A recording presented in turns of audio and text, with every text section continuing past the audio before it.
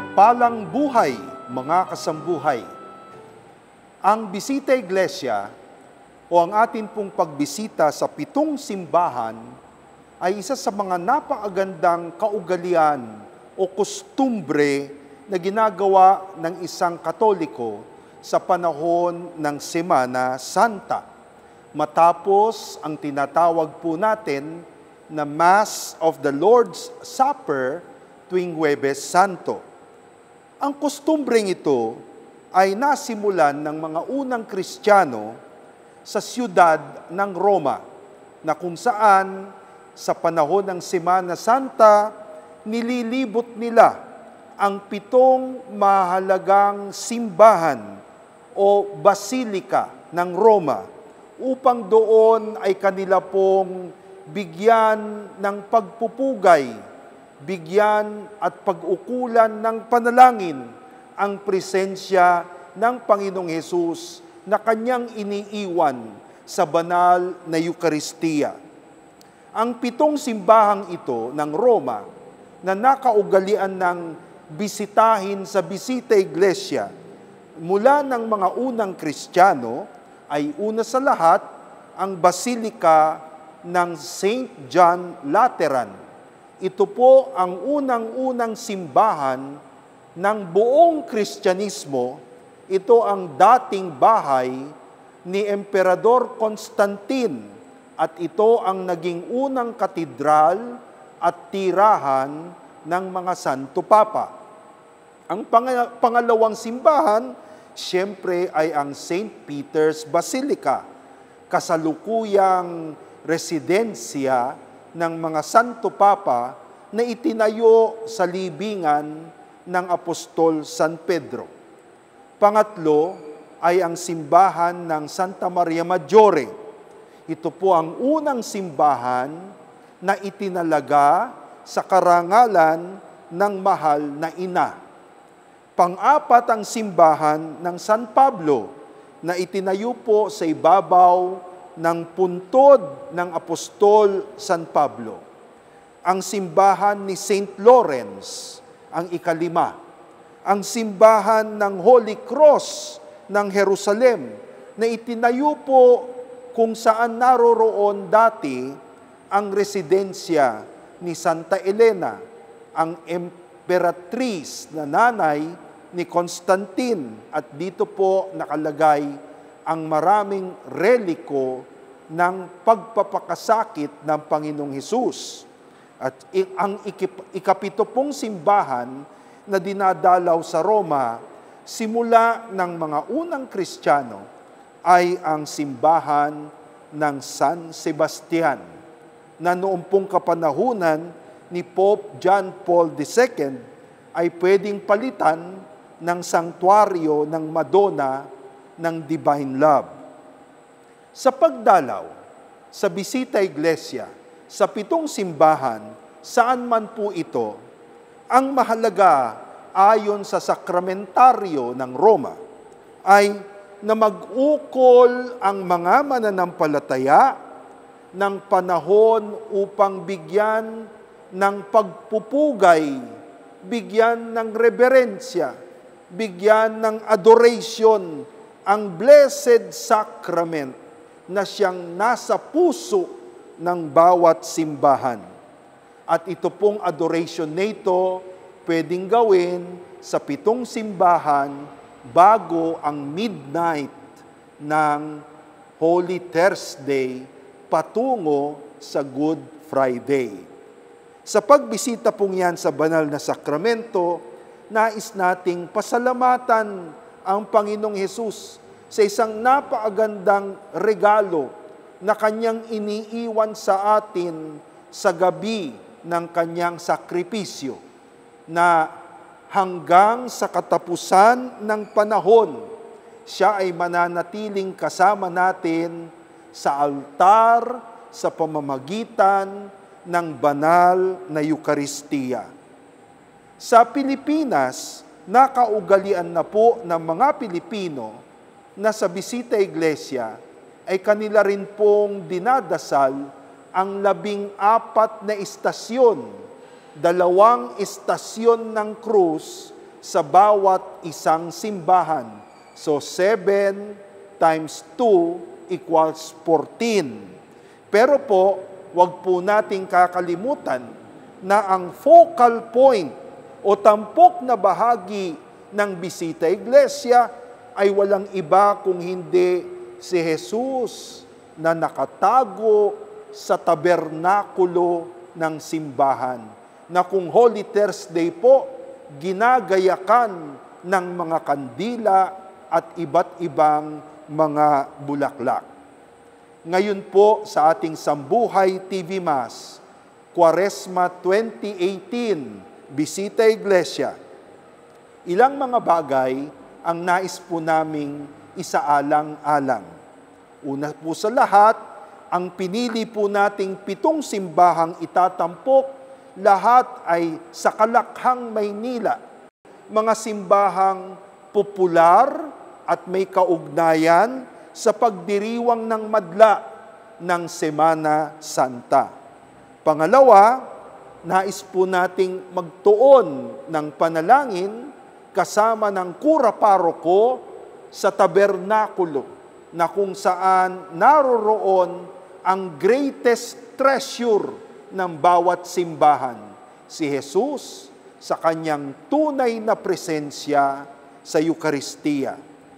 Pero pangatlo, nais po nating idagdag na paparangalan din natin sa 7 simbahan si Maria sa kanyang 7 hapis, 7 sorrows, na kung saan ang mahal na ina ay palaging kalakbay ni Jesus at kalakbay ng simbahan bilang ina nating lahat.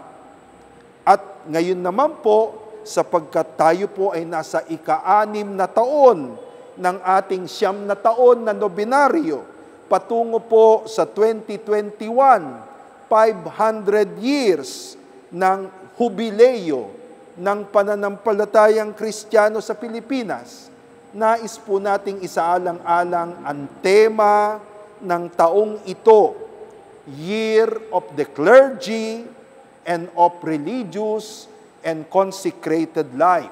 Tayo na po sa ating Bisita Iglesia 2018.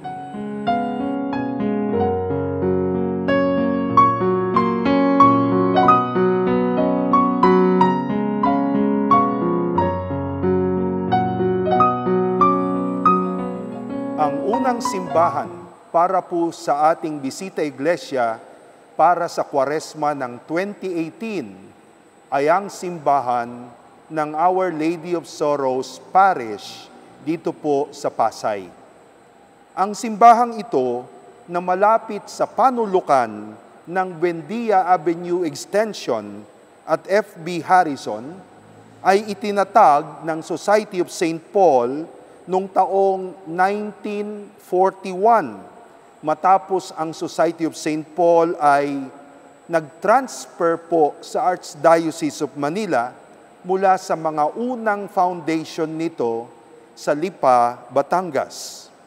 Ito po sa kasalukuyan ang kaisa-isang simbahan at parokya na pinangangasiwaan ng mga pari ng Society of St. Paul sa buong Pilipinas.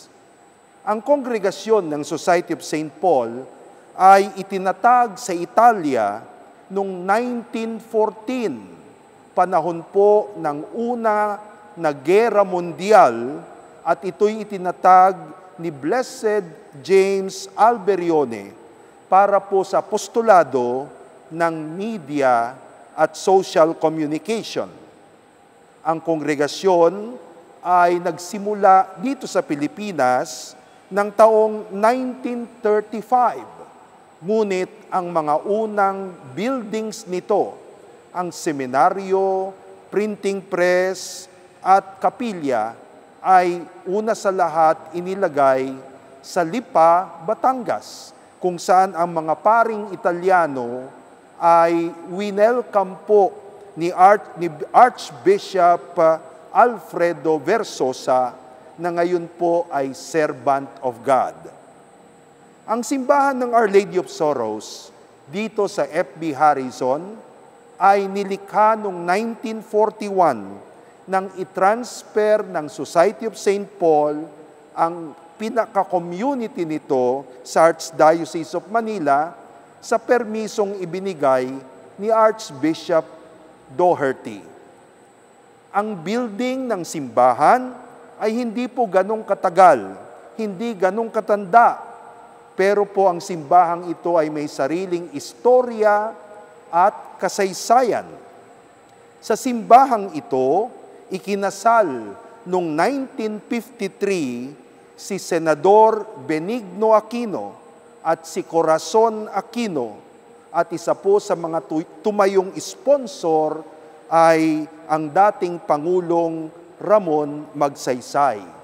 Yan po ng taong 1953. At noon namang Extraordinary Jubilee Year of Mercy na idineklara ni Pope Francis mula 2015 hanggang 2016, ang simbahan pong ito ng Our Lady of Sorrows Parish ay isa po sa mga pilgrim church sa Archdiocese of Manila, at dahil po dito sa simbahang ito inilagay ang isa sa mga holy doors ng atin pong pilgrimage para sa Extraordinary Jubilee Year of Mercy.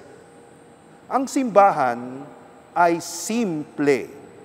Sa harapan nito o fasad ay makikita po ang isang pagpapakita ng crucifixion ng ating Panginoong Hesukristo, na kung saan sa ilalim ng krus ay nakatayo si Maria bilang ina ng hapis or Our Lady of Sorrows.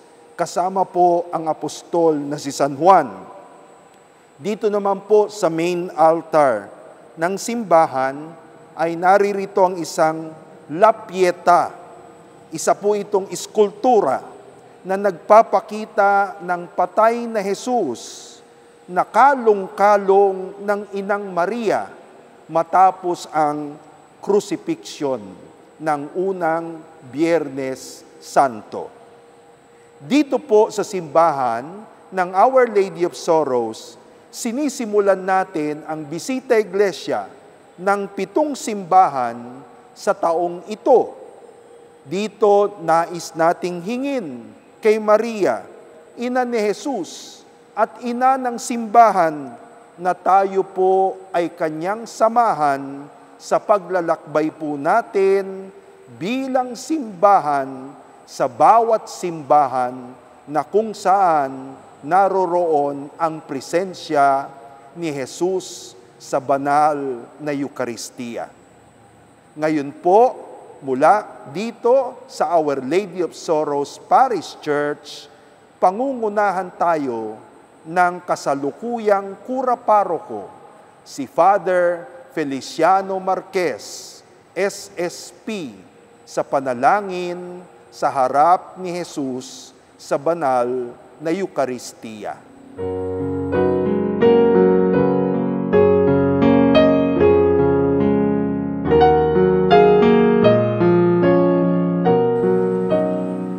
Let us pray. Jesus, Eucharistic Master, I thank and bless your most generous heart for the great gift of the gospel. You said, I was sent to evangelize the poor. Your words bring eternal life. In the gospel, you revealed divine mysteries, taught the way of God in truth, offered the means of salvation.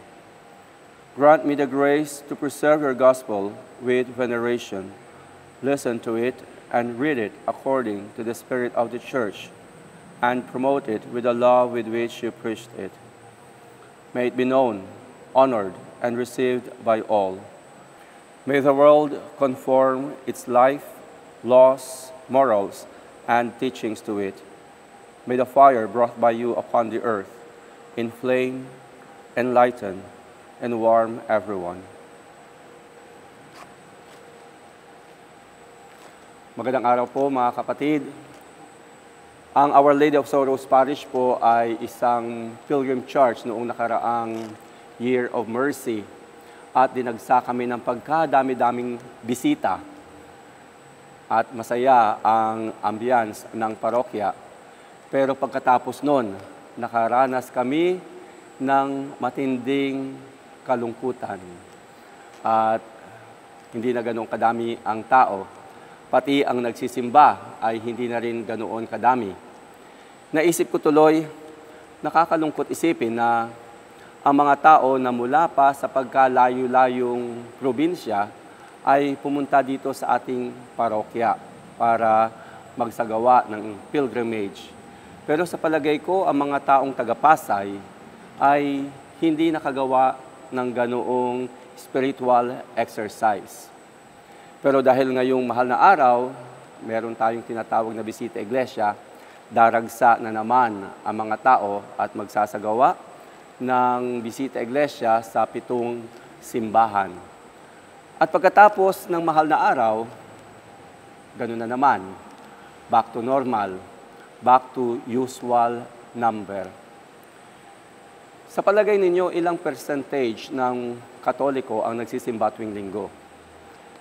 Hindi ko alam kung ako ay tama, pero sa aking palagay, wala pang 50%. Wala pang 50% ng Katoliko ang nagsisimba tuwing araw ng linggo.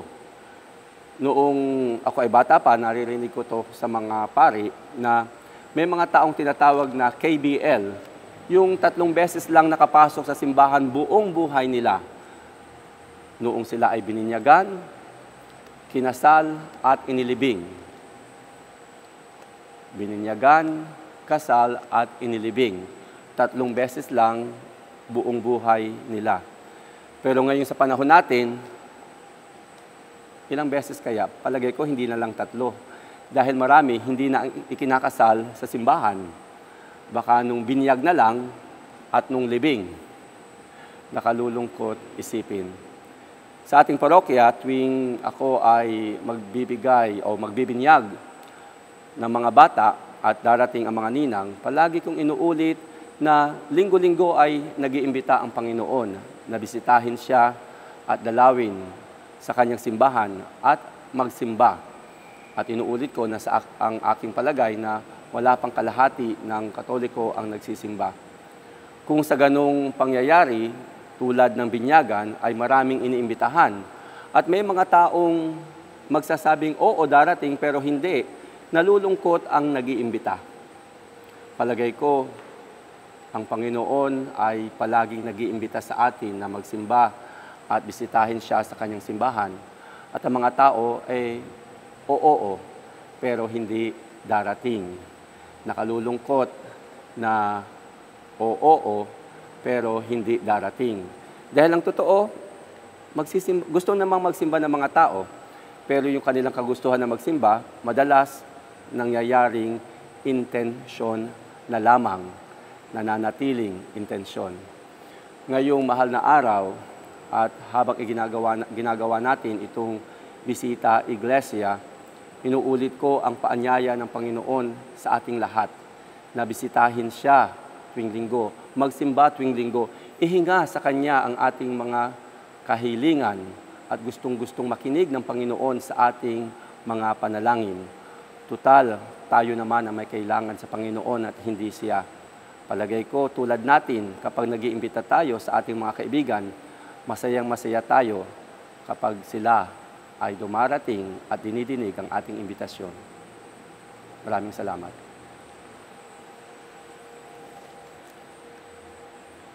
Sweet heart of my Jesus, make me love you more and more. O sacrament most holy, O sacrament divine, all praise and all thanksgiving be every moment thine.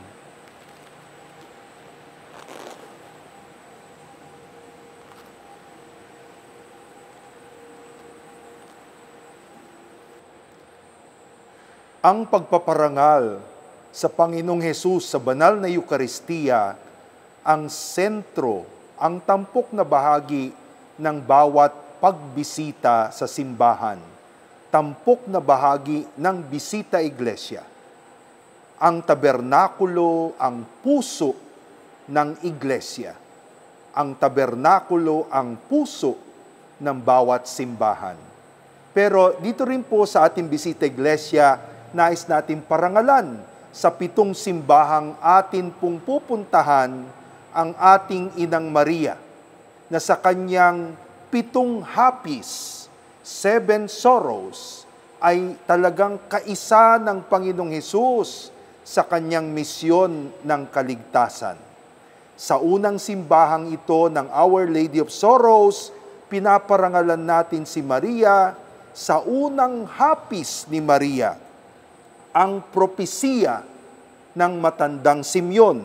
Mababasa po natin sa Luke chapter 2, verse 34 hanggang verse 35, ang kwento po ng presentation ni Jesus bilang panganay na anak na lalaki ni Maria. Ang kwento rin po ito ng purification, paglilinis kay Maria. 40 days matapos na siya'y magsilang. Ito po ang kwento ng ika-4 na misteryo ng joyful mystery of the Rosary. At tuwing ika-2 ng Pebrero, ipinagmimisa't atin pong ipinaparangal itong unang hapis na ito ng mahal na ina. As she brought Jesus into the temple, Simeon, the old man, came to Mary at sinabi niya, itong batang ito ay liwanag ng mundo, liwanag ng mga hintil, ngunit siya rin, ang batang ito ay sign of contradiction. At dahil diyan, sabi ng matandang Simeon, ikaw Maria, ang iyong puso ay sisibatin, ang iyong puso ay mayuyurakan, dadanak din ang kalungkutan. Mga kapatid, sa kwentong ito ng first sorrow of the Blessed Mother, una sa lahat, ipinapakilala ang Panginoong Hesus bilang fulfillment, kaganapan ng lahat ng pangako ng Diyos sa mga propeta. Sa propeta Ezekiel, sinabi ni Ezekiel, ang Espiritu ng Diyos ay lumisan sa templo dahil sa kasamaan ng kanyang bayan. Ngunit sa propesiya naman ng propeta Malaki o Malakay, sabi niya, magbabalik uli ang iyong Panginoon o Israel, papasok sa templo. At ito nga po ang ginawa ng Panginoong Hesus sa bisig ni Maria bilang kanyang ina. Ngunit anong ibig sabihin ng fulfillment na ito ni Jesus ng propesiya kasama si Maria?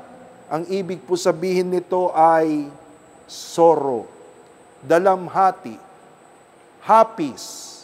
Sa simula't simula pa, ang misteryo ng krus, ang pasyon, ay bahagi na ng kwento ng Panginoong Hesus. Hindi pwedeng maging disipulo o alagad ni Hesus na hindi ka dumadaan sa misteryo ng krus tulad ng mahal na ina. Kaya po't sa pagtatapos natin sa unang simbahang ito ng Bisita Iglesia, lumalapit din tayo sa ating paglalakbay sa ating ina, ina ng hapis, ina ni Jesus sa Eucharistia. At sabi natin, Maria, tulungan mo kaming mga alagad ng iyong anak na sa aming paglalakbay, makita namin ang krus hindi bilang pasanin, kung hindi ang krus bilang bahagi ng kwento ng buhay ng Kristiyano. Hail Mary, full of grace, the Lord is with you. Blessed are you among women. Blessed is the fruit of your womb, Jesus. Holy Mary, Mother of God, pray for us sinners, now and at the hour of our death. Amen.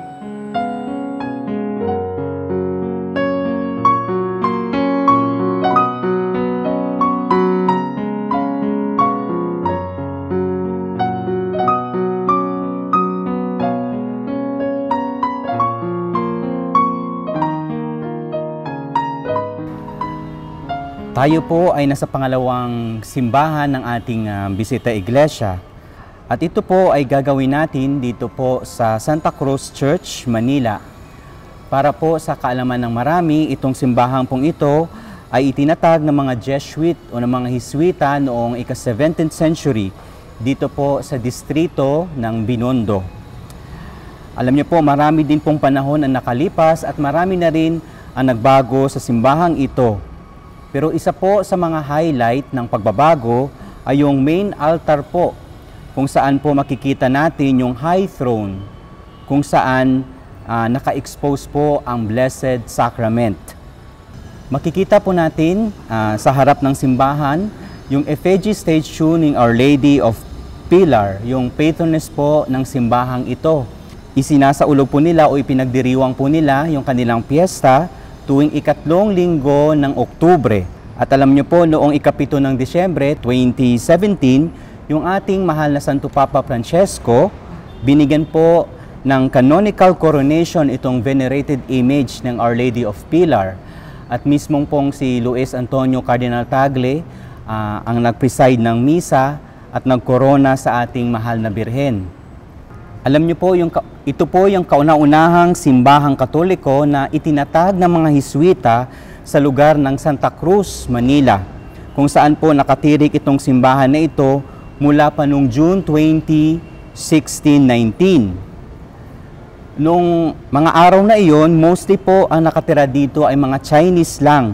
Kaya inuluklok ng mga Hiswita itong image ng Our Lady of Pilar para po gabayan yung mga naninirahan dito. At alam niyo po, itong simbahan na ito ay nalindol din at nasira noong Battle of Manila.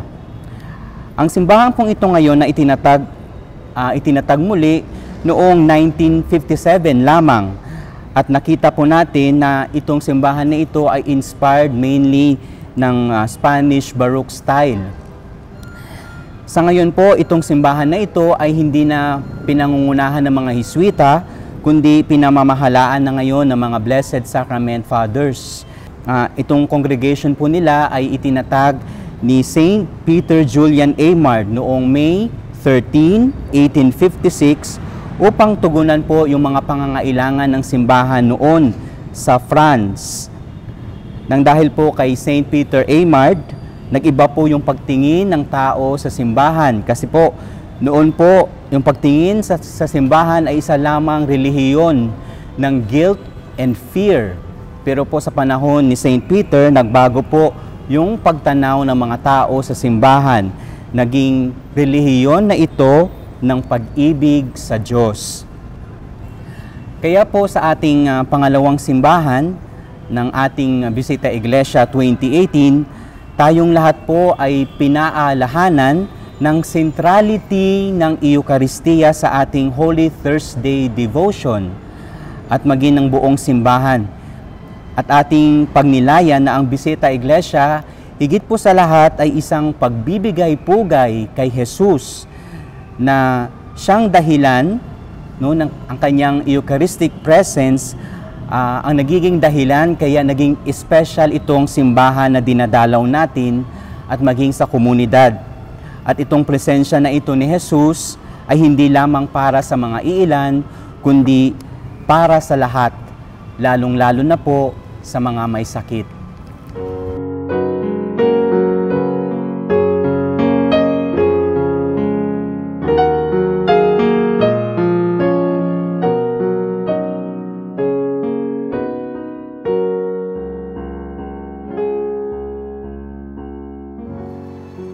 In the name of the Father, the Son, the Holy Spirit. Amen. Jesus, Eucharistic Master, I thank and bless your most lovable heart for the great gift of the Holy Eucharist. Your love makes you dwell in the Holy Tabernacle. Renew your passion in the Mass, and give yourself as food for our souls in Holy Communion. May I know you, hidden God. May I draw salutary waters from the font of your heart. Grant me the grace to visit you every day in this sacrament, to understand and actively participate in Holy Mass, to receive Holy Communion often with faith and love. In the name of the Father, the Son, the Holy Spirit. Amen. Ang krus po ang dakilang yes ng Diyos sa atin. At araw-araw po, umuoo ang Diyos sa atin. Pero tayo ba, handa rin man tayong umuo sa Diyos? Ngayong Kwaresma po, tinutulungan po tayo ng panahong ito para dahan-dahan din tayong tumugon sa Diyos, umuo sa Kanya, at tanggapin din ang ating mga krus araw-araw.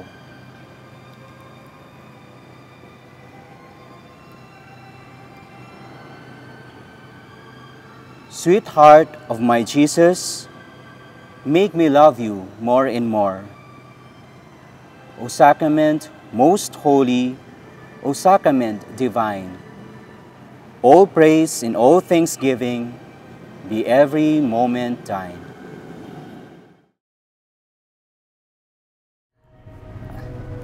Atin naman po ngayong pagnilayan yung pangalawang hapis ni Maria o yung tinatawag nating Sorrows of Mary.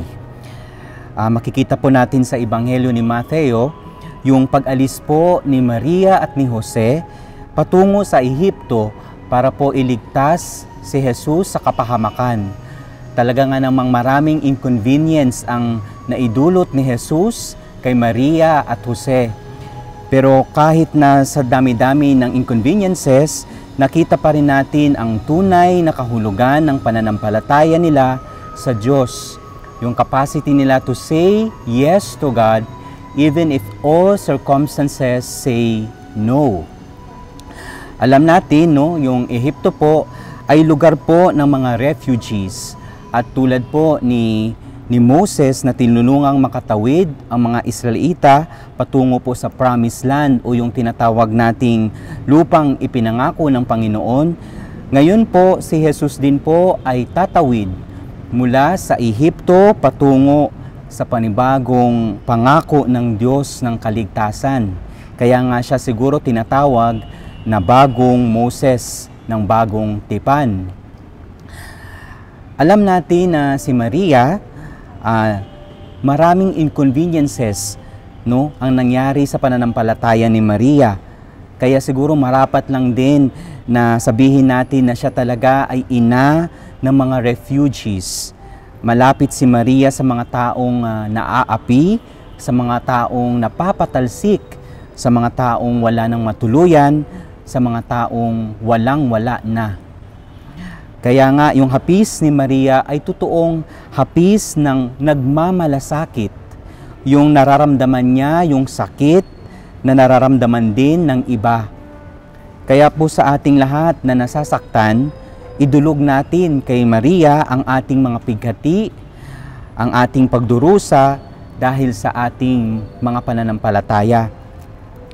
At atin din pong ialay sa Kanya, kay Maria, ang mga migrants po, ang mga refugees, yung mga taong wala ng matuluyan at balisa.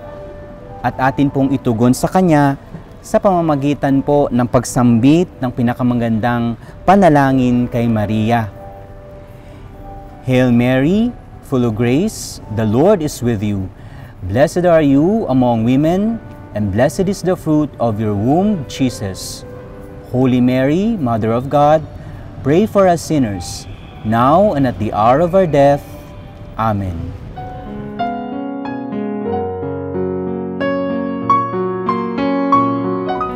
Narito po tayo ngayon sa simbahan ng Antipolo o Antipolo Cathedral.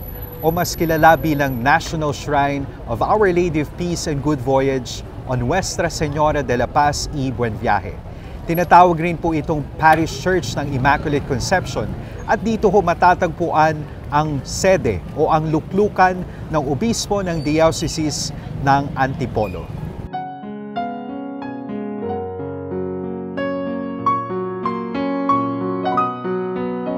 Taon-taon dumadagsaho ang napakaraming deboto dito sa Antipolo, lalong-lalo na tuwing pilgrimage season, na nagsisimula sa isang alay lakad mula ho sa simbahan ng Quiapo sa 30 ng Abril at tumatagal ho ito sa buong buwan ng Mayo. Masasabing makulay ang pinagdaanan ng imahe ng mahal na ina ng Antipolo. Taong 1944, sinakop ng mga Hapon ang bayan ng Antipolo at ginawa ho nila itong garrison, samantalang ang dambana ay ginawa nilang arsenal. Sa kagustuhang iligtas ang imahe ng mahal na ina, binalot ng pinunong sakristan ng simbahan na si Procopio Angeles ang imahen, isinilid sa drum at ibinaon malapit sa kusina ng kanilang tahanan. Ngunit dahil na rin sa digmaan, nadala ang imahe sa iba't ibang lugar. Nakita ito sa burol ng Colaike, malapit ho sa Angono, sa Santolan sa Pasig, hanggang sa ito ay napasakamay ni Rosario Ocampo Alejandro ng Quiapo, Manila. At noong 1945, ang imahe ay naibalik sa Antipolo. Ang mga unang misyonaryo na dumating sa Antipolo ay ang mga Pransiskano. Ang mga paring Jesuita naman ang nagpatayo at nangasiwa sa simbahan mula 1591 hanggang 1768. Si Padre Juan de Salazar ang namuno sa pagpapatayo ng unang simbahan. Dumaan rin sa maraming sakuna ang simbahan ng Antipolo. Nasira ang simbahan ng nag-aklas ang mga Tsino noong 1639, gayon din dahil sa lindol na naganap noong 1645, 1824 at 1863. Ang kasalukuyang lokasyon ng simbahan ay mismong lugar kung saan maraming punong tipolo na nakatanim noon. Habang pinapatayo ang simbahan, sinasabing maraming beses na nawala ang mahal na ina at bigla na lamang siya ay natagpuan sa punong tipolo. Sa kasalukuyan, ang pedestal na kung saan nakaluklok ang birhen ay yari sa puno ng tipolo. Sa kasamang palad, sa pagtatapos ng ikalawang digmaang pandaigdig sa taong 1945, muling nawasak ang simbahan. At sa pamumuno ng unang ginang na si Aurora Quezon, ang kura paroko ng simbahan noon na si Francisco Avendano at architect Jose de Ocampo, muling itinayo ang simbahan hanggang sa ito ay idineklarang pambansang dambana o National Shrine. Taong 1954, nang idineklara ng Catholic Bishops' Conference of the Philippines ang simbahan ng Antipolo bilang National Shrine of Our Lady of Peace and Good Voyage. Ito ay naging katedral noong 1983, kasabay ng pagtatag ng Diocese ng Antipolo. Kung mapapansin ho natin ang imahe ng mahal na ina, ito po ay isang wooden image ng Black Madonna at Immaculate Conception mula pa ho noong 17th century. Si Pope Pius XI ang nag-authorize ng canonical coronation ng Birhen noong 1925 at naganap naman sa Luneta noong 1926 ang mismong ritual ng pagpapatong ng korona sa mahal na ina na dinaluhan ng 100,000 tao.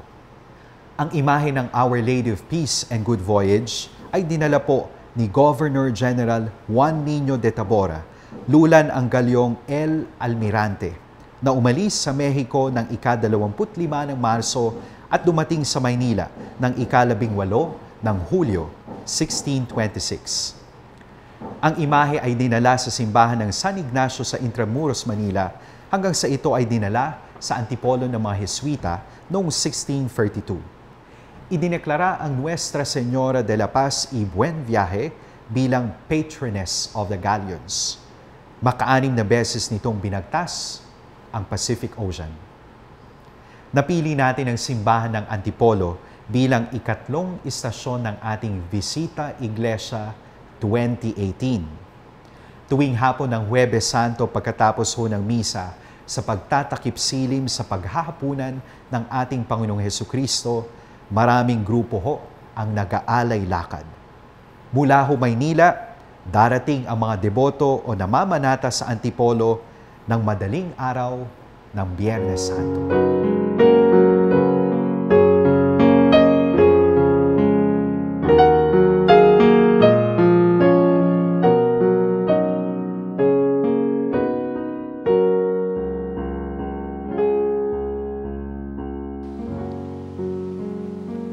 Sa ngalan ng Ama, ng Anak, ng Espiritu Santo. Amen. Jesus, Eucharistikong Panginoon, pinupurit pinasasalamatan ko ang iyong pinakamagiliw na puso para sa biyaya ng simbahan. Siya ang inang nagtuturo sa amin sa katotohanan, gumagabay sa amin sa landas patungong langit, at naghahatid ng buhay ng Diyos sa amin. Pinagpapatuloy niya ang iyong magpagligtas na misyon dito sa lupa bilang katawang mistiko. Siya ang arka ng kaligtasan, siya'y di maaaring magkamali, hindi nagbabago at pangkalahatan. Pagkalooban mo po nawa ako ng grasyang ibigin siya kung papaano mo siya inibig at pinabanal ng iyong dugo. Makilala nawa siya ng mundo. Lahat nawa ng tupay mapabilang sa iyong kawan. Ang lahat nawa ay magkaroon ng kababaang loob na makipagtulungan sa iyong kaharian. Magandang araw po sa lahat ng mga nanonood ng Sambuhay TV, ng TV Maria, lalong-lalo na sa lahat ng mga kapatid nating OFW, ang mga bagong bayani ng ating kapanahunan.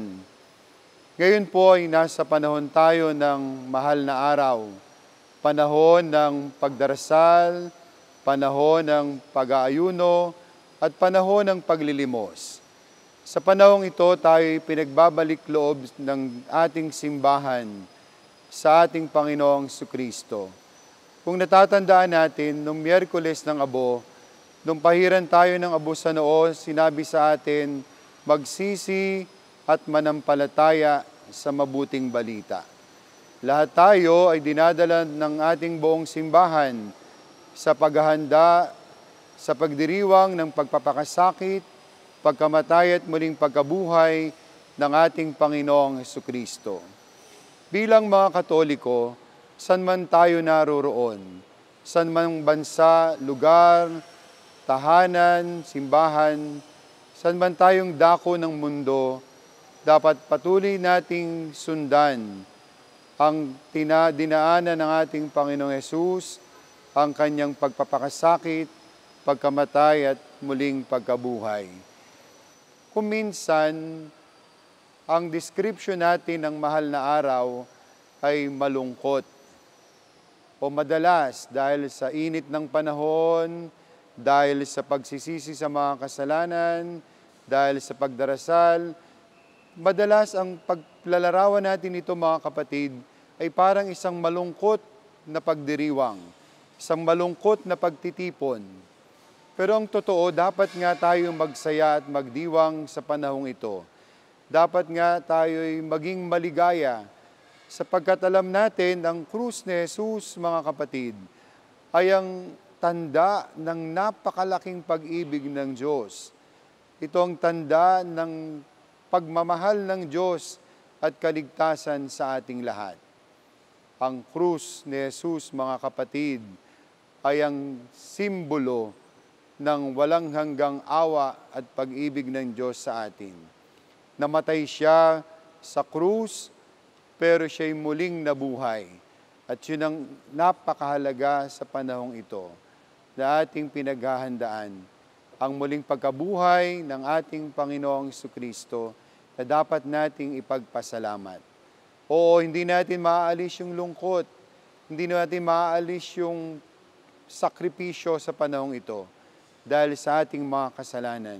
Kaya nga dapat bitawan natin kaagad ang ating mga kasalanan upang tayo'y makapagsaya at makapagdiwang at magpasalamat sa Diyos dahil minahal niya tayo, dahil inibig niya tayo, inialay ng kanyang anak ang kanyang buhay sa krus at siya'y muling nabuhay para sa ating kaligtasan.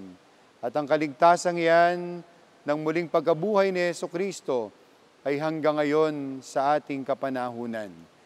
Tayo'y mga Katolikong kay Kristong muling nabuhay, kay Kristong nagmahal at patuloy na nagmamahal sa atin. Kaya po ipagdiwang natin ang mahal na araw at Happy Easter sa inyong lahat. Magiliw na puso ng aking Jesus, tulungan mo akong lalo pang ibigin ka. O Sacrament most holy, O Sacrament divine, all praise and all thanksgiving be every moment thine.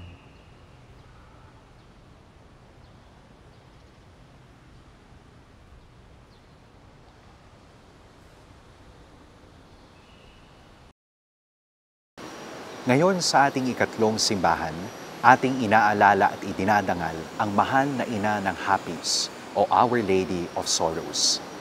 Nabanggit sa Ebanghelyo ni San Lucas na ang ating Panginoong Hesus ay nawala sa piling ng kanyang mga magulang nung papunta ho sila sa templo.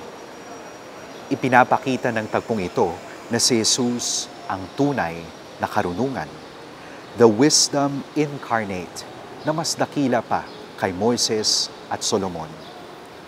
Ang buhay ni Jesus ay nakatuon sa pagtupad sa kalooban ng Ama. At ang pinakasentro ng kanyang buhay ay ang Abba experience, ang kanyang malalim na relasyon sa Ama. Mula pagkabata hanggang sa siya ay mapako at mamatay sa krus, si Jesus ang tunay na lingkod ng Ama.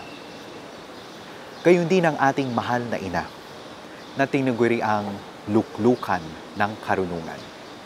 Mary, seat of wisdom. Si Maria, puno ng pananampalataya. Tahimik na nagmamahal, naglilingkod at nag-aalay ng sarili ng kanyang kalooban sa Ama. Huwaran ng pananampalataya at karunungan. Ipanalangin natin ang ating mga ina na tahimik na naglilingkod at nagmamahal sa kanilang mga anak. Andyan lagi sila upang suportahan ang kanilang mga anak sa kagalakan at kapigatian, sa tagumpay at kabiguan ng buhay.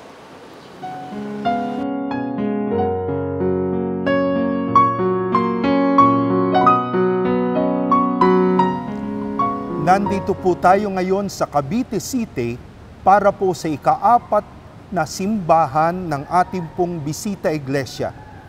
Ang lugar na ito ay kinilala bilang Sangli Point at nung taong 1571, ang lugar pong ito ay nakita na isang napakagandang lugar upang daungan ng mga barko ng mga Espanyol.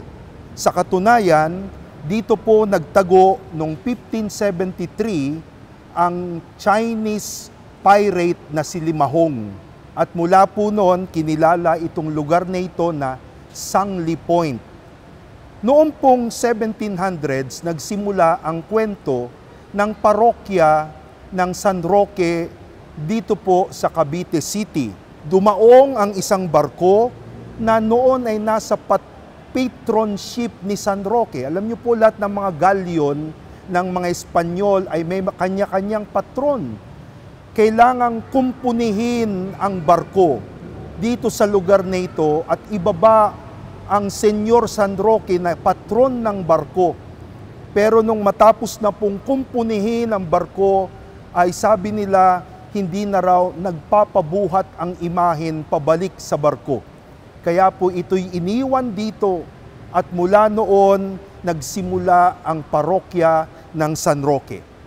Pero ang ating pong pagdating dito bilang bahagi ng Bisita Iglesia ng 2018 ay dahil po sa isang napakagandang debosyon.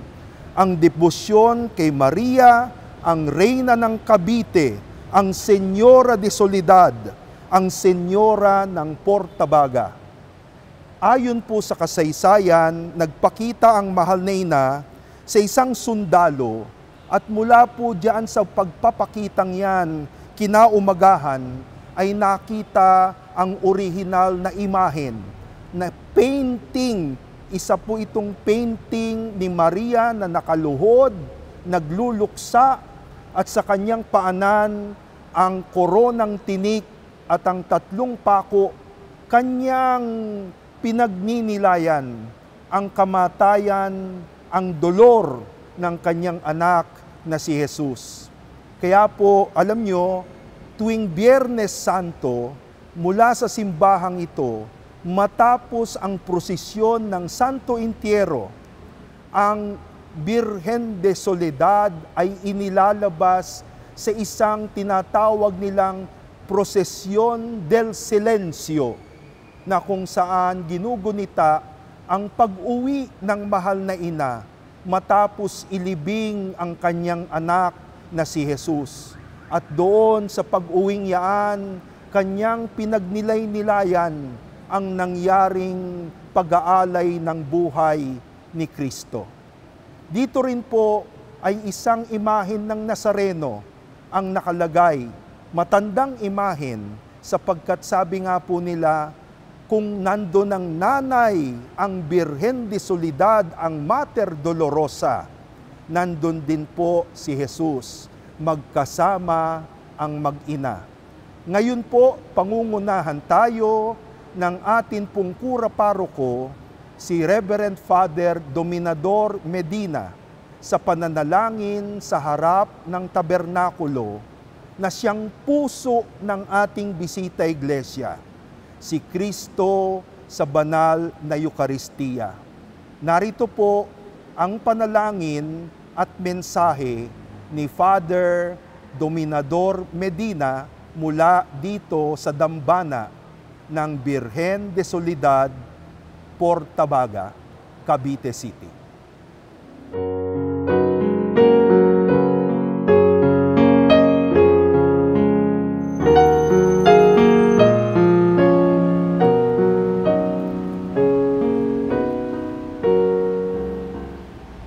Jesus, Eucharistic Master, I bless and thank your most loving heart for the institution of the priesthood. Priests are sent by you as you were sent by the Father. To them you entrusted the treasures of your doctrine, of your law, of your grace, and the souls themselves. Grant me the grace to love them, listen to them, and let myself be guided by them in your ways. Jesus, send good laborers into your harvest. May priests be the salt which purifies and preserves. May they be the light of the world. May they be the city placed on the mountain. May they all be formed according to your heart. And one day in heaven, may they have around themselves as a crown, a joy, a multitude of conquered souls.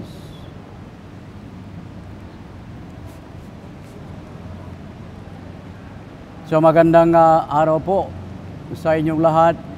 Welcome po sa simbahan ng San Roque at Diocesan Shrine ng Mahal na Birhen ng Soledad ng Portabaga. Napakaganda po ang kombinasyon ng simbahang ito ng Patroy San Roque, na si San Roque po ay napakamahimala. Siya po ay pinagpala ng Diyos bunga ng kanyang debosyon. Siya ay sumagap ng biyaya sa Diyos. At ang kanyang sinagap na biyaya, siya po ay happy to receive from God. At ang daan-daang kanyang pinagaling, happy to give to fellow men kung ano ang kanyang tinanggap.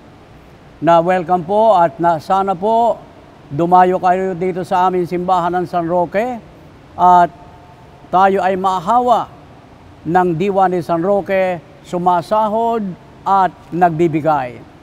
At bilang pong ito rin po ang Diocesan Shrine ng Mahal na Birhen ng Soledad, pag tinignan po natin ang Mahal na Birhen, siya rin po ay sumahod. Sinahod niya ang pinakamalaking biyaya si Kristo. At pagkasahod niya, hinanap niya ang Elizabeth at kanyang tinulungan ng 3 buwan hanggang makapanganak. At dito po, bilang Soledad ng Portabaga, na meron na po siyang 350 taon dito sa mula ng matagpuan, hanggang ngayon, siya po'y napakamahimala rin. Siya na tumanggap at tumatanggap sa Diyos ng biyaya, laging nagbibigay ng biyaya. Happy to receive and happy to give. Anong pong 1882, nagkaroon ng malawak na kolera sa buong Katagalugan at nag-volunteer ang Mahal na Birhen sa Gobernador General upang siya'y tumulong masugpo ang kolera. At nasugpo po ang kolera sa Katagalugan. Kaya halina po kayo, simbahan ng San Roque, na siya ay happy to receive and happy to give. Simbahan ng Mahal na Birhen, happy to receive from God and happy to give. Sa ganun po, sila'y naghimala at tayo rin po bilang sambayanan, kung tayo ay happy to receive and happy to give, tayo po ay makapaghihimala rin sa ating sambayanan. Welcome po sa simbahan ng San Roque at ang ating pong shrine ng Mahal na Birhen ng Soledad ng Portabaga. Sweetheart of my Jesus, make me love you more and more. O Sacrament most holy, O Sacrament divine, all praise and all thanksgiving be every moment thine.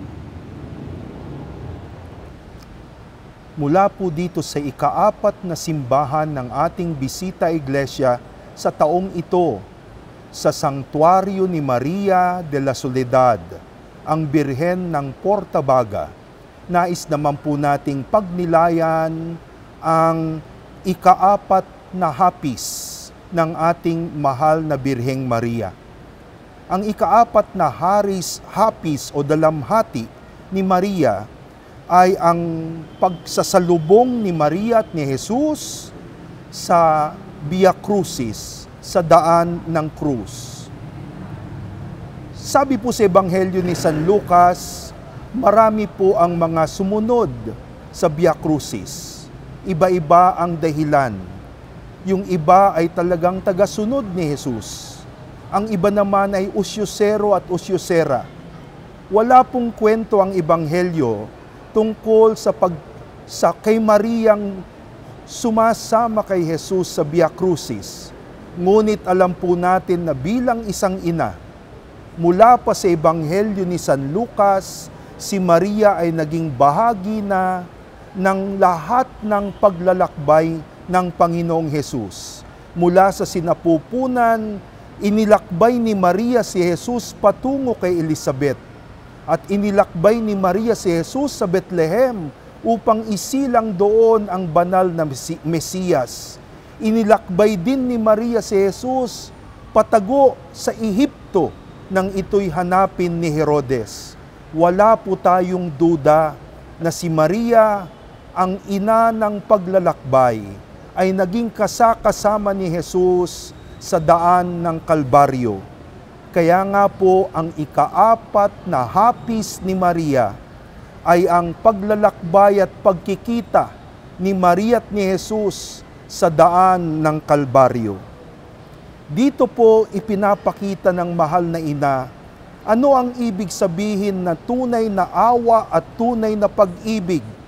Hindi lamang ito paggawa ng isang kabutihan, kung hindi pag-agapay, paglalakbay, pakikipaglakbay, kasama ng sinumang nangangailangan.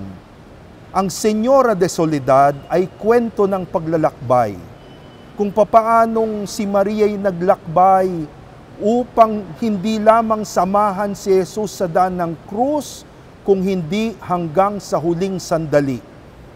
Sana po bilang mga Kristiyano, ganyan din ang ating awa at malasakit. Hindi lang po yung pabigla-bigla, pamaya-maya, kung hindi awa na may kasamang paglalakbay. Journeying with the person of the needy as another Christ. Kay Maria, hingin natin ang biyayang ito. Hail Mary, full of grace, the Lord is with you. Blessed are you among women. Blessed is the fruit of your womb, Jesus. Holy Mary, Mother of God, pray for us sinners now and at the hour of our death. Amen. Virgen de la Soledad, ipanalangin mo po kami. Amen.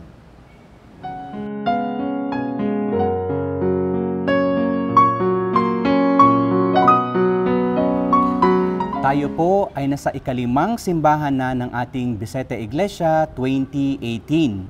At nandito po tayo ngayon sa Basilica Minor de San Sebastian o mas kilala sa tawag na San Sebastian Church na nagsimula pa noong 1888.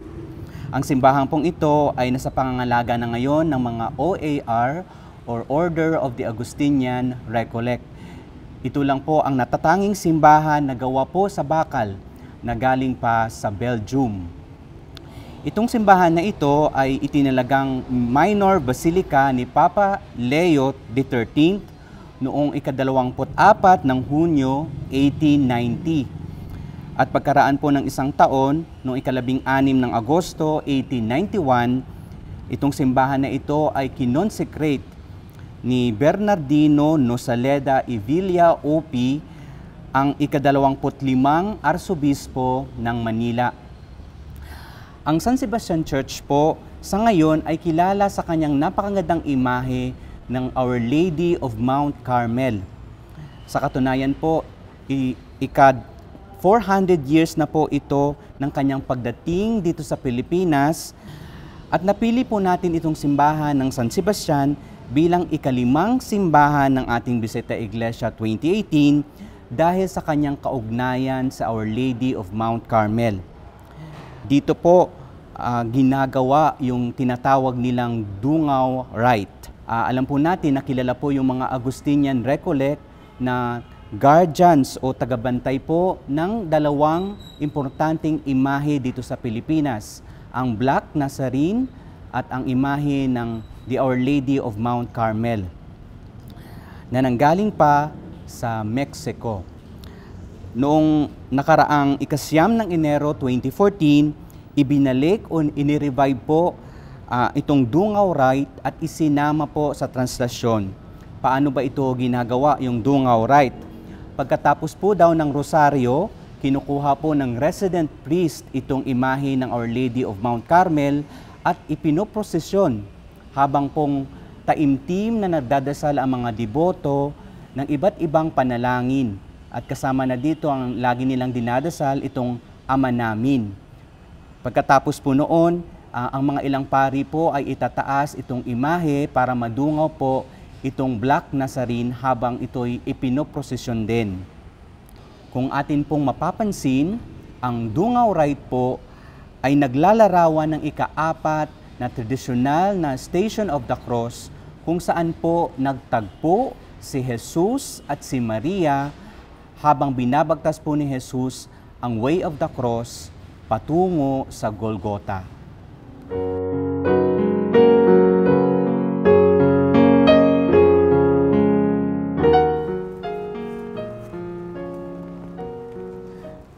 In the name of the Father, and of the Son, and of the Holy Spirit. Amen. Jesus, Eucharistic Master, I thank and bless your most holy heart for the call to consecration in the religious life. As in heaven, so also on earth, the mansions are many. You have chosen your favored children. You have called them to evangelical perfection. You made yourself their model, their help, and their reward. Divine Heart, multiply religious vocations, sustain them in the faithful observance of the religious councils.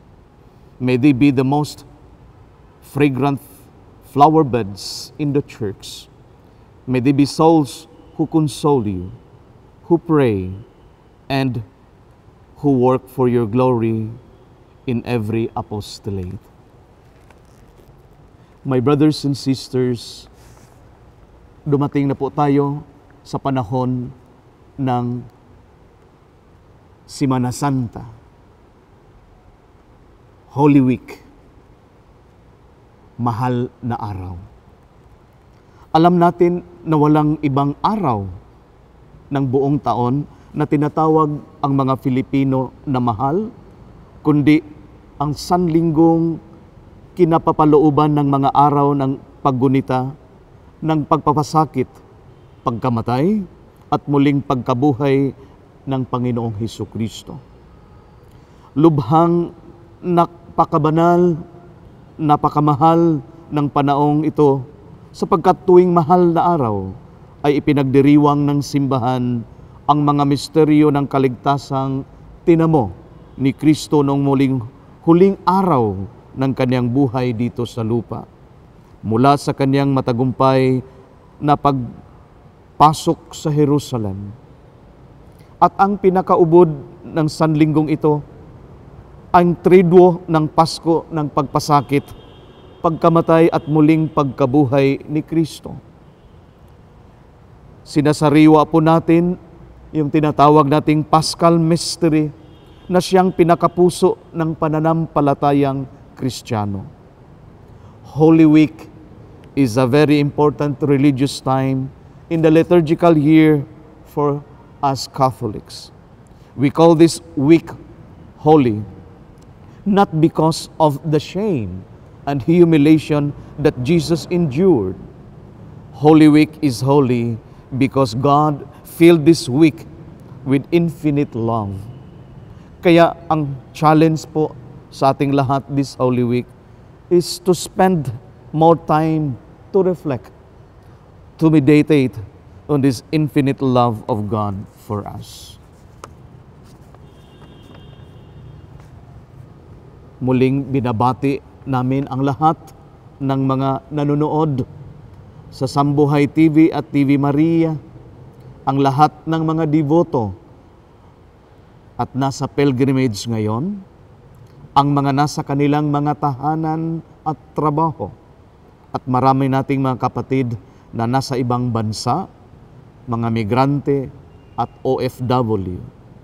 Isang mapagpala at makahulugang Semana Santa sa inyong lahat mula sa Community of the Order of Augustinian Recollects o OER ng San Sebastian Parish Church, Manila. Gayon din ang aming pagbati sa isang maligayang Pasko ng muling pagkabuhay sa inyong lahat. Sweet Heart of Jesus, make me love you more and more. O Sacrament, most holy O Sacrament divine, all praise and all thanksgiving be every moment thine. In the name of the Father, and of the Son, and of the Holy Spirit. Amen. Ang ikalimang pighati ni Maria. Si Maria sa paanan ng krus. Ang Ebanghelyo ni Juan ay punong-puno ng representation o simbolismo. At dito nga sa Ebanghelyo ni Juan, ipinapakita ni Juan na si Jesus ay tunay na pinagmumulan ng buhay at sakramento ng simbahan. Kung atin pong titingnan sa mga huling yugto ng buhay ni Jesus, makikita natin doon si Maria at si Juan. Tunay na sumasagisag ng unang simbahan. Si Maria na ina ni Jesus at ang kanyang pinakamamahal na disipulo. Tunay ngang si Maria ay ina ng simbahan ang natatanging babaeng kilala sa kanyang pag-ibig na tapat at di nagmamaliw. Kaya naman ang simbahan ay inaanyayahan din na maging katulad ni Maria, tapat hanggang sa huli. Di nagpapatalo sa kahit na ano. At alam natin no, nakaugnay ng katapatan ang pighati at pasakit. Ngunit kung totoo kang nagmamahal, hindi ka nagpapatalo sa kahit na anumang mali ang nangyayari. Kaya naman ipanalangin din natin kay Maria ang simbahan. Ipagkatiwala natin sa Kanya ang simbahan na maging katulad din ni Maria ang simbahan sa Kanyang katapatan kay Jesus. Handang manatili lagi sa paanan ni Jesus hanggang sa dulo, hanggang sa kamatayan. Amen.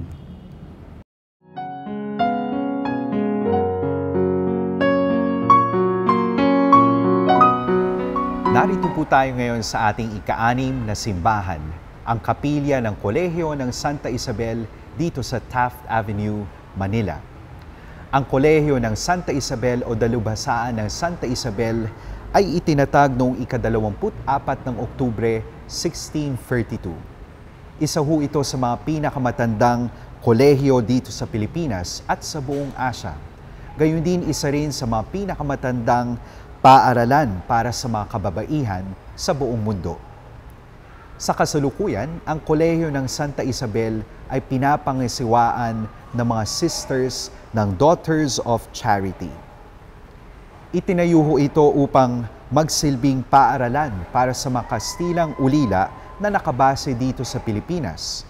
Ngunit hindi ho nagtagal, binuksan ang mga pintuan nito para sa mga Pilipinang estudyante. Noong 1733, batay ho sa Royal Decree, ang Kolehiyo ng Santa Isabel ay naging Real Colegio de Santa Isabel. Noong ika-22 ng Hulyo, 1862, 15 Daughters of Charity Sisters ang dumating sa Pilipinas. Mula po sila sa Espanya. Makalipas ang 2 taon, pinangasiwaan ng mga madre ang kolehiyo. Ang orihinal na lokasyon ng kolehiyo ay matatagpuan sa Intramuros, subalit ito ho ay nasunog at nawasak dahil sa giyera. Sa tulong ng isa pang paaralan, ang Kolehiyo ng Santa Rita nakapagsimulang muli ang mga madre. Di kalaunay nakapagpundar ang mga madre ng isang pansamantalang tahanan para sa kanilang mga estudyante. Sa pamumuno ni Sister Juana Zabalza, tagapangasiwa ng kolehiyo, at Sister Candida Ocampo, ang principal ng kolehiyo at naging unang Pilipinang tagapangasiwa ng kolehiyo, ang dating Kolehiyo ng Santa Rita sa Taft Avenue, Manila ay naging Kolehiyo ng Santa Isabel. Ang Kolehiyo ng Santa Isabel ay ipinangalan sa isang santo, si Santa Isabel ng Hungaria. Ang kanyang kapistahan ay pinagdiriwang tuwing ika-17 ng Nobyembre. Kilala ho si Santa Isabel bilang isang huwarang ina sa kanyang katapatan at paglilingkod sa pamilya, mahihirap at sa mga may sakit. Pinili po natin ang kapilya ng Santa Isabel dito ho sa Taft Avenue, Manila para ho sa ating Visita Iglesia 2018 dahil ho sa makasaysayang imahe ng itim na Santo Cristo del Tesoro de Manila na matatagpuan ho sa pangunahing altar ng kapilya. Ang imahe ho ng Santo Cristo ay nagmula pa sa Acapulco sa bansang Mexico at dumating dito sa Pilipinas ng 1631. Ang imahe ho ng Santo Cristo ay regalo mula kay Don Juan Lopez, isang sundalong tumulong para sa pagpapatayo ng Real Casa de la Misericordia, isang institusyong nagkakawang gawa para sa mga mahihirap na nagsimula rin sa Kolehiyo ng Santa Isabel. Sinasabing ang imahe ng Santo Cristo ang nagsilbing tagapangalaga ng institusyon at sa mga anak nito. Mula noon ang debosyon sa imahe ng Santo Cristo ay yumabong at lumawig. maging ang pananampalataya ng mga dating pagano sa bansang China at Hapon ay iniugnay sa himala ng Santo Cristo. Noong panahon ng pananakop ng mga Hapon, pinupuntahan po ng mga nakalayang bihag ang Santo Cristo para magdasal at magpasalamat.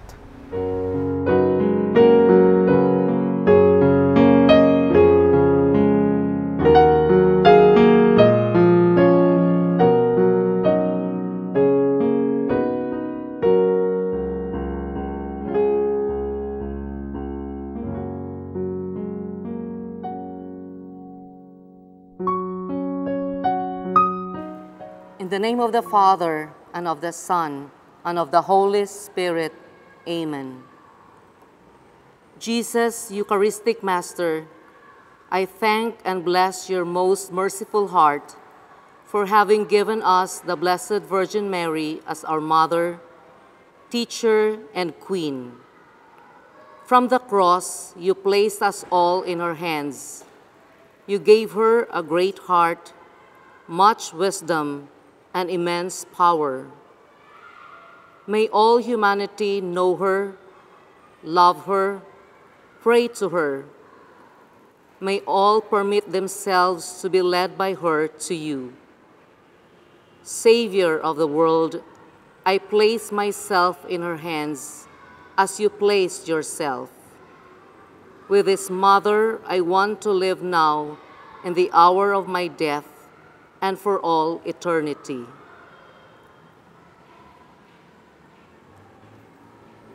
During this Lenten season, we are reminded once again of the immense love of God for us, for sending his Son Jesus to be human like us, to be a living sacrifice so that he could bring us back to him.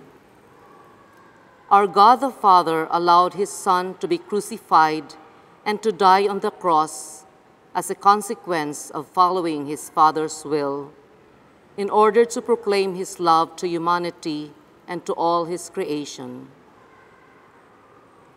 Santo Cristo del Tesoro, the patron of our institution, Santa Isabel College of Manila, is a living testament to that love through the devotion of our students, parents, alumni, faculty, sisters, and other devotees. He is a reminder of that immense love of God. We venerate him not only during his feast day, but also during ordinary times, in our day-to-day encounter with our families, schoolmates, friends, and people who come along our way. May this Lenten season be an opportunity for us Isabellans and all Christians to grow deeper in our love for our Lord through our prayers and love for one another, and through our expressions of charity for the poor and our care for God's creation. May Our Lady of the Miraculous Medal be our constant guide and model in following the way of our Lord. O Mary, conceived without sin, pray for us who have recourse to you.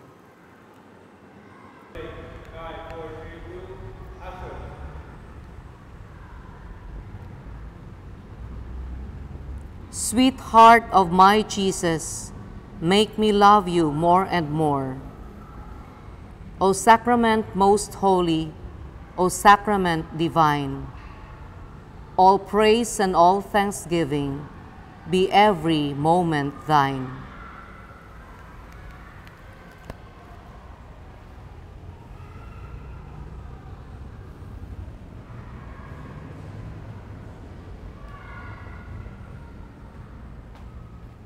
Inaanyayahan tayo ng imahe ng itim ng Santo Cristo del Tesoro na pagnilay ng krus ni Jesus sa Kalbaryo.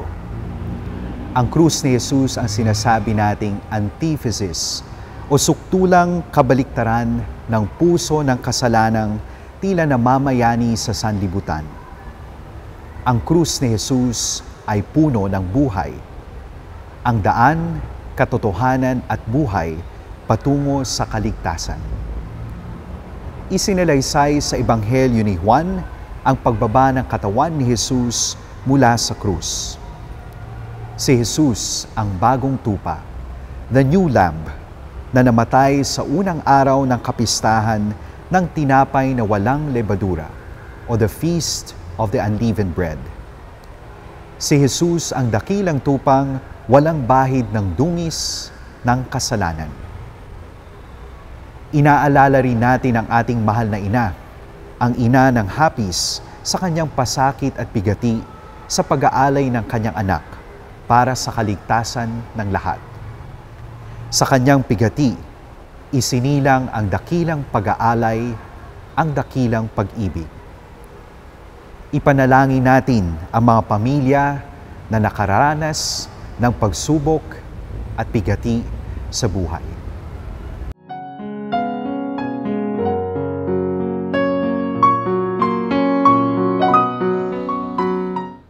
Sa awa po at biyaya ng Diyos, tayo po'y dumating sa huli at ikapitong simbahan para po sa ating Bisita Iglesia sa Kwaresma ng taong 2018. Ito po ang simbahan ng San Fernando de Dilao dito po sa Paz Street sa Paco, na kilala bilang Parokyal de San Fernando de Dilao.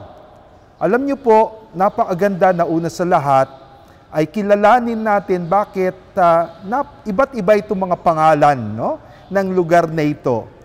Unang-una po, ang simbahang ito ay nasa distrito o arrabal, kung tawagin nila sa Espanyol, ng Paco. Bakit Paco? Kasi po, ang mga nagsimula pala ng settlement dito sa lugar na ito, kung saan naroon ngayon ang distrito at parokya, ay mga paring prailing Franciscano. Kaya nga po, ipinangalan ito sa karangalan ng kanilang founder, si San Francisco de Assisi. O, di ba? Sa wikang ordinaryo, Francisco, tawag po natin ay Paco. Paco. Iyon. Pangalawa, ito po'y tinatawag na San Fernando. Kasi alam niyo po, nung magpasya ang mga paring Franciscano na magtatag dito ng kanilang parokya, pagkatapos nilang simulan ang settlement ng 1580, ang settlement, ngunit isang taon po ang binilang nila bago itatag ang parokya ay kanila pong ipinangalan sa karangalan ng hari ng Espanya na si King Ferdinand III of Castile, na noon ay naging santo. Kaya San Fernando. Now, de Dilao. Oh, bakit Dilao? Kasi po, alam nyo, itong lugar na ito noong araw, sabi nila marami daw mga halaman dito na tumutubo na dilawan. Ayan. So, kung gusto mong kulayan ang iyong damit, gawing dilaw, mukhang turmeric, sabi nga nila, kukuha ka ng halamang yon. At kaya nga po, ang pangalan ng parokya ay San Fernando de Dilao, dito sa distrito ng Paco sa Maynila, bilang parangal sa mga paring Franciscano. Ang unang simbahan at ang unang parokya po ay pinangasiwaan ng mga Franciscans na nanggaling po ng Santa Ana. At sila po ay humulma ng isang bagong teritoryo mula sa Santa Ana, mula sa Malate, mula sa Ermita. Pinagsama nila ang dalawang maliliit na bisita, ang bisita ng Santiago at ang bisita ng Peña Francia o Peña de Francia. At ito po ay binuo bilang isang bagong distrito sa ilalim ng mga paring Franciscano ng Paco o Dilao. No? Pero pagkatapos po niyan, ang unang simbahan talaga ay itinayo sa karangalan po ng Inang Birheng La Candelaria. Kaya nga po, ang simbahang ito ay mayroong natatanging altar para po sa Our Lady of Purification, Our Lady of Presentation, na kung tawagin po natin ay La Candelaria. Pero, alam niyo po, ang pagbubuo ng mas magandang simbahan ay nagsimula sa pamamagitan ng kura paroko ng 1809 na si Fraile Bernardo de la Concepcion Perdigon. Yan. Kaya ho dito sa lugar nito, merong Kalye Perdigon. Siya po ang nagtatag ng unang simbahan na tinawag nilang Antigua Iglesia de Paco.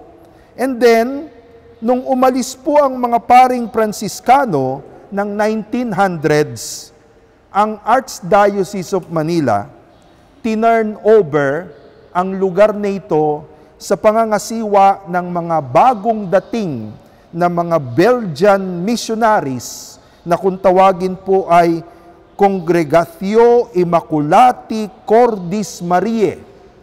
O, Latin, Congregatio Immaculati Cordis Mariae or Congregation of the Immaculate Heart of Mary na higit na kilala bilang CICM Fathers. Ang mga CICM Fathers po ang nangasiwa ng parokya at nagtayo ng simbahan mula 1900 hanggang 1984. Ang kasalukuyang simbahan kung saan po tayo naroroon ay sa ilalim na po ng mga CICM Fathers.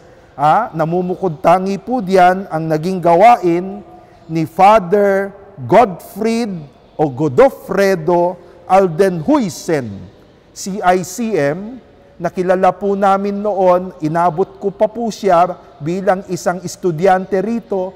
Ang tawag po namin sa kanya noon ay Father Gudo.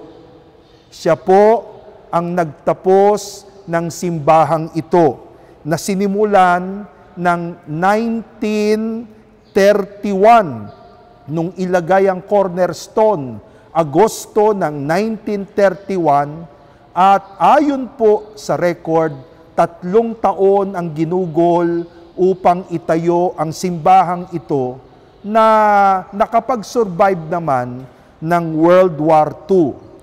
Pero higit po sa parokya, ang San Fernando de Dilao Parish ay dito rin po nakalagay ang Paco Catholic School na noong kapanahunan po ni Father Gudo at hanggang ngayon siguro ay tinatawag na the largest parochial school in Far East Asia. No? In the Far East Asia, the largest parochial school. At ako po alam nyo ay proud to be a graduate of this school. Batch 1978. So ibig po sabihin ay 40 years ago ang amin pong graduation sa simbahang ito ng Paco. Noong 1984, ang simbahan po ay itinurn over ng CICM sa Archdiocese of Manila at ang unang naging kura paroko ay ang Auxiliary Bishop of Manila, si Bishop Teodoro Bacani, na naging parish priest at direktor ng eskwelahan. Sinundan po siya ni Monsignor Cirilos at ang kasalukuyang kura paroko po si Monsignor Rolando de la Cruz na noong 2011 inayos naman po ang simbahan at ang altar na kinonsecrate ni Cardinal Rosales. Pero isang bagay din po na mahalaga sa simbahang ito ay nung taong 2012, February 7, 2012 hanggang April 9 ng 2014, ilan ding Kwaresma ang lumipas.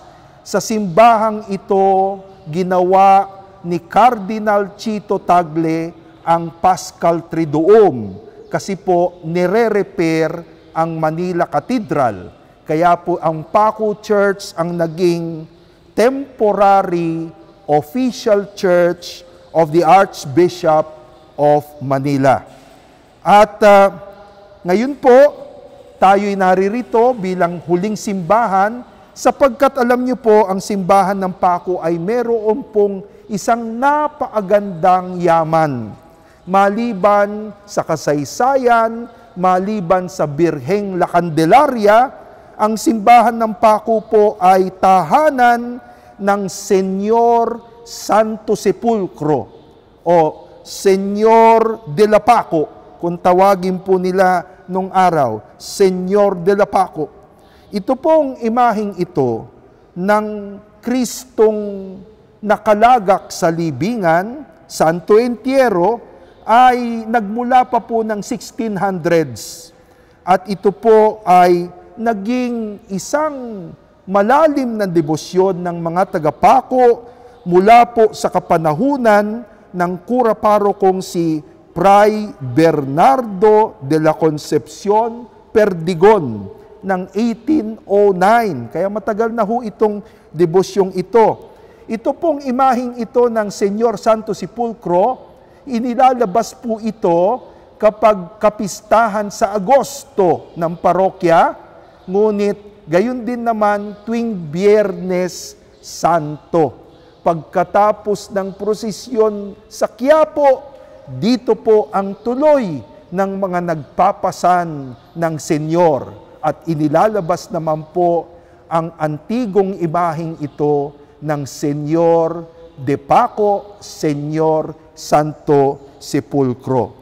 Kaya nga po, it is a privilege na dito natin tatapusin ang ating bisita iglesia at ngayon, pangungunahan po tayo sa pananalangin sa banal na Santisimo. Una po ng atin pong assistant parish priest, si Father Carlo del Rosario. At pagkatapos po niyan, ay pakikinggan po natin at malugod nating pinagpapasalamat ang pakikiisa po sa mensahe ni Monsignor Rolando de la Cruz, ang kura paroko ng Paco na alam ko po ay nakasama ko pa sa San Carlos Seminary. Narito na po ang ating mga pananalangin.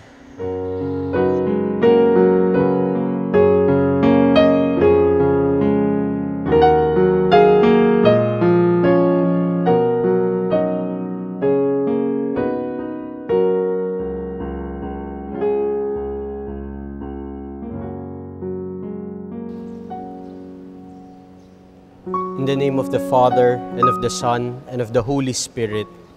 Amen. Jesus, Eucharistic Master, I thank and bless your most meek heart, which led you to give your life for me. Your blood, your wounds, the scourges, the thorns, the cross. Your bowed head tell my heart, no one loves more than he who gives his life for the loved one. The shepherd died to give life for the sheep. I too want to spend my life for you.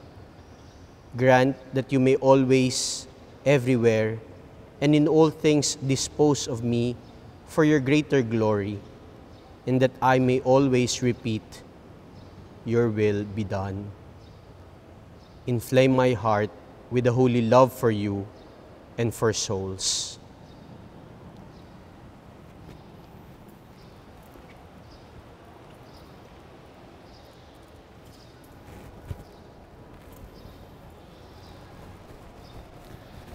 Sa ngalan po ng mga parishioners dito sa Paco, kayo ay aking malugod na binabati ng isang maligayang Pasko ng muling pagkabuhay. Happy Easter. Marahil po magtataka kayo, bakit nasa panahon pa tayo ng Kwaresma ay binabati ko na kayo ng Happy Easter? Sapagkat ang kamatayan, ang paghihirap at kamatayan ni Jesus ay hindi naman po natapos sa libingan, kundi sa kanyang muling pagkabuhay. Sa makatwid, hindi natin ihinihiwalay ang kanyang pagtatagumpay sa kanyang paghihirap at kamatayan.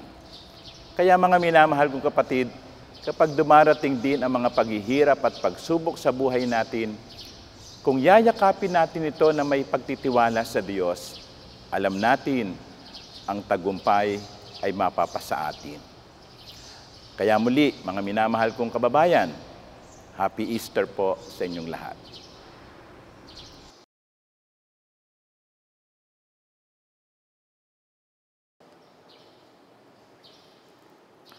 Sweetheart of my Jesus, make me love you more and more.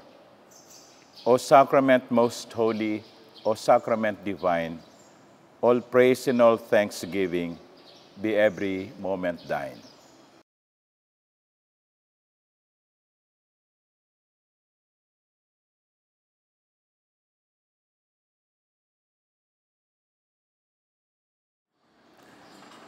Matapos po ang ating panalangin sa Santissimo Sacramento na pinangunahan ni Father Carlo del Rosario, ang Assistant Parish Priest ng Paco, at matapos din po ang mensahe ng Kura Paroko ng Paco Church, si Monsignor Rolando de la Cruz. Nais naman po nating pagnilayan ngayon ang ikapitong hapis ni Maria.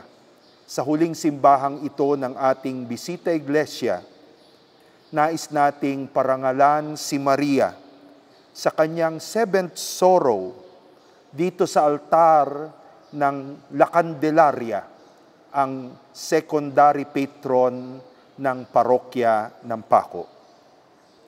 Sa ikapitong hapis ni Maria, atin pong pinagninilayan kung papanong si Maria ay sinamahan si Jesus sa paglilibing, the burial of Jesus.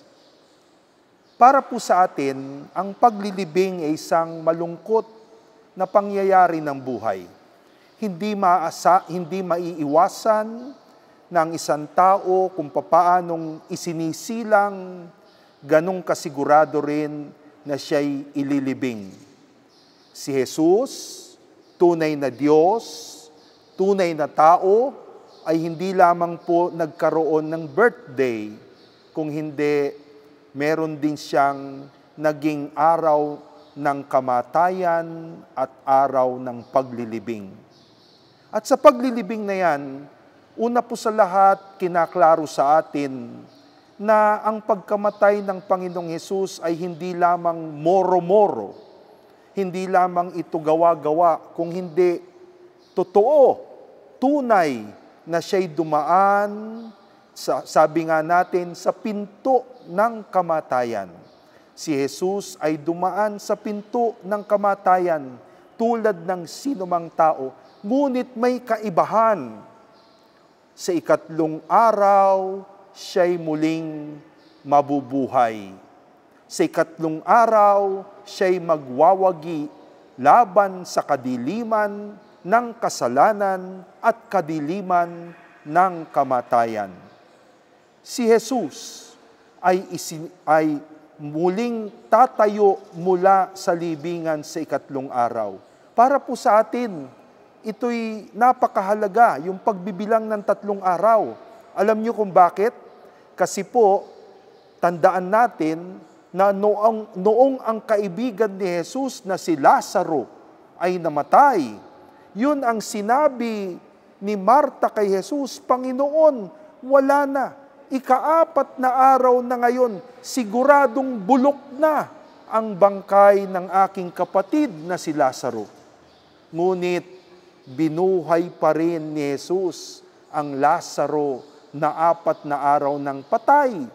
Si Jesus, 3 araw lang. Ibig po sabihin, bago kumagat ang kamatayan, bago kumagat ang pagkasira ng katawan, ipinakita ng Panginoong Hesus na siya'y nagwawagi.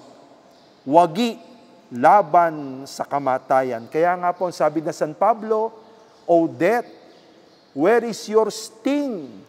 Kamatayan, nasa ng iyong kamandag? Sinira ni Jesus mula sa libingan ang kamandag ng kamatayan. Si Maria, kaisa sa krus ni Kristo, kaisa sa paglilibing kay Kristo, sa ikapitong hapis na ito, siya rin naman po ay kaisa ng pag-asa. Pag-asa sa isang bagong buhay.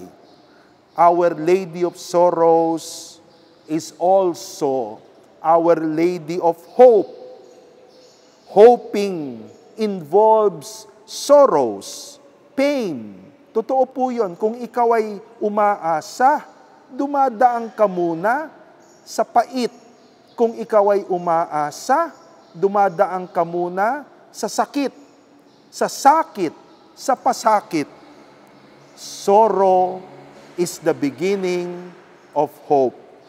Kaya po, siguro sa ikapitong hapis na ito ni Maria, ang atin pong hingin ay ang biyaya ng pag-asa, na sa ating sariling mga libingan, sa ating sariling mga hapis, sa ating sariling mga kahirapan sa buhay, tulad ni Maria, ang ating pananampalataya kay Jesus ay magbunga ng bagong pag-asa at bagong buhay. Ipanalangin natin sa puntong ito ang lahat po ng mga dinadaluyan na at mukhang inaalisan na ng pag-asa sa buhay. At sabihin natin, Hail Mary, full of grace, the Lord is with you. Blessed are you among women, blessed is the fruit of your womb, Jesus. Holy Mary, Mother of God, pray for us sinners, now and at the hour of our death. Amen.